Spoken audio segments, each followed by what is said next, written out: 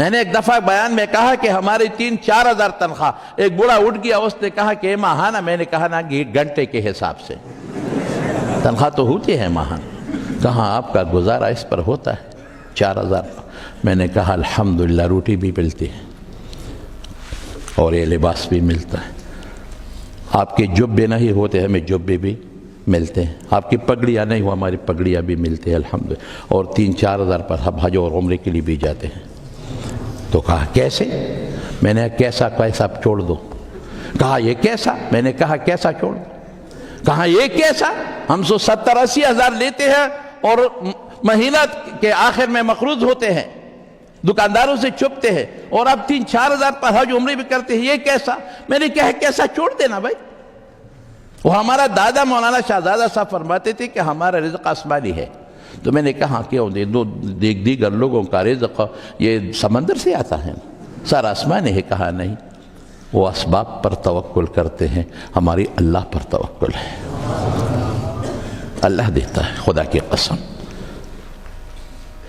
وہ اللہ کتوں کو رزق دیتا ہے, خنزیروں کو دیتا ہے. مشرک اللہ کا بڑا دشمن ہے, اس کو دیتا ہے رزق. یہودی کو دیتا ہے, عیسائی کو دیتا ہے, اپنے دشمنوں کو دیتا ہے. اس کے قرآن کو جو بیٹا ہوتا ہے وہ پیغمبر کے رسول کو کیا اس کو رزق نہیں دے گا؟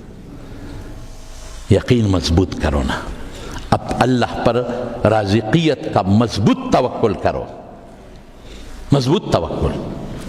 تو اس نے کہا یہ کیسا؟ میں نے کہا کیسا میسا چھوڑ دو, بس ہوتا ہے سب کو. وہ ذرا چل گیا, واپس آیا, جیب سے 5,000 کا وہ سرخ والا نوٹ نکال کر مجھے دے دیا. مولانا صاحب یہ میری طرف سے ہدیہ ہے.